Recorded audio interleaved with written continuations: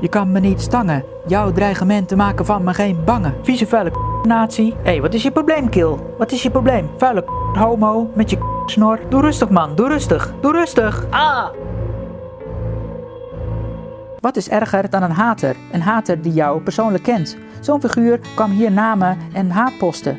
Die reacties worden natuurlijk verwijderd. En toen schreef hij mij deze mail. Ik ben het in zeer weinig opzichten met je eens. Maar ik had enig respect voor het feit dat je met grote inzet opkomt voor dat wat jij denkt dat goed is. Ook al ben je fan van dat geblondeerde sionistenvriendje. Dat je mijn duidelijk humoristisch bedoelde opmerking over je snor op YouTube hebt verwijderd, heeft dat vrijwel volledig teniet gedaan. Had er lekker in meegegaan, jongen. Dat had je gesierd.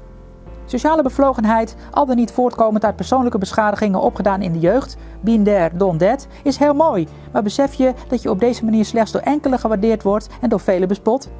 Of die spot je persoonlijk kan deren of niet, verandert niets aan de afbreuk die je doet aan je boodschap en het feit dat je grote inzet hiermee grotendeels verspeeld wordt. Zo'n master in de psychologie die je hebt of beweert te hebben is leuk, maar die leert je kennelijk niets praktisch over het dagelijks functioneren in onze maatschappij. Wellicht had sociologie een betere optie voor je geweest. Ik bewonder je bevlogenheid. Ik minacht enkele van je overtuigingen en die wannabe snor van je blijft ridicuul. Ben je echt verbaasd dat iemand met zo'n snorretje en xenofobische meningen met Hitler vergeleken wordt? Doet je look geen afbreuk aan je inzet? Zie maar wat je met die opmerkingen doet. Als je in volledige humorloosheid en sociale onvermogen mijn meningen je vrijwel niet interesseren, begrijp ik dat volkomen. Wees niet verbaasd als dit nog een staartje krijgt. Niet iedereen uit je verleden is zo mild als ik nu ben. En je op het randje van bizar balancerende gedrag zal voor enkele ruim voldoende reden zijn om je voor jou ongetwijfeld onaangename confrontaties te laten ondergaan. Ik zal trachten mijn invloed aan te wenden om de andere betrokkenen te weerhouden van al te harde acties. Met vooralsnog vriendelijke groet. Deze mail komt niet van een of ander jochie van 11 jaar. Het komt van een vent van bijna 40. Een volwassen kerel die het normaal vindt om mij met Hitler te vergelijken. En als dat niet mag, om mij te bedreigen. Een oordeel over dit belachelijke gedrag laat ik graag over aan mijn kijkers. Maar er is natuurlijk veel meer aan de hand. Onacceptabele reacties, naam en andere persoonsgegevens noemen. Dat is ook de voornaamste reden geweest om zijn reacties te verwijderen.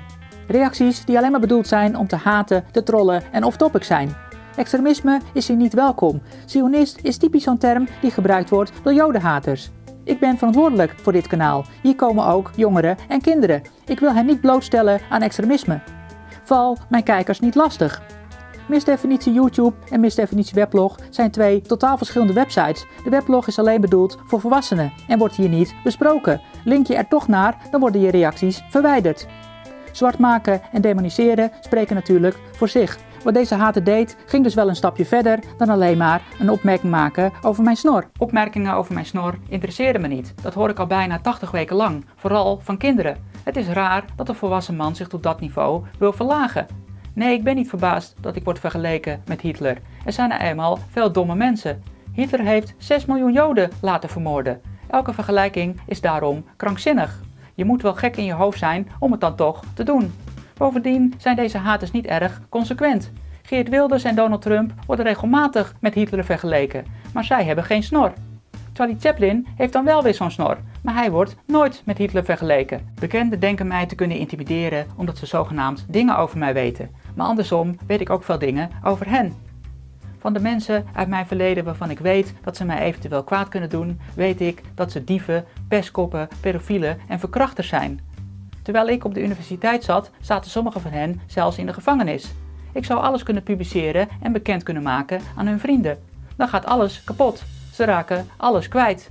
Hun huis, hun baan en misschien zelfs hun gezin. Maar ik weiger mij te verlagen tot dat niveau. Val mij niet lastig en ik laat jullie met rust. Zo simpel is het. Het klopt dat ik niet gewaardeerd word. Ik spreek over misstanden, criminelen en onaanvaardbaar gedrag. Dan heb je de meerderheid van de mensen als vijand. De meningen van deze haters interesseren me inderdaad niks. Het is typisch pestgedrag. Dit soort haters stonden vroeger op het schoolplein met 10 man om een slachtoffer heen, om hem dag in dag uit in elkaar te trappen en hem te treiteren. Ze behandelen mensen mensonwaardig. Ze denken nog steeds op volwassen leeftijd dat ze met bedreigingen iets kunnen bereiken. Ze zijn het niet eens waard om persoonlijk op te reageren. Ik lach ze alleen maar uit. Die snor die blijft. En ik blijf alleen al hard om jullie te zien balen.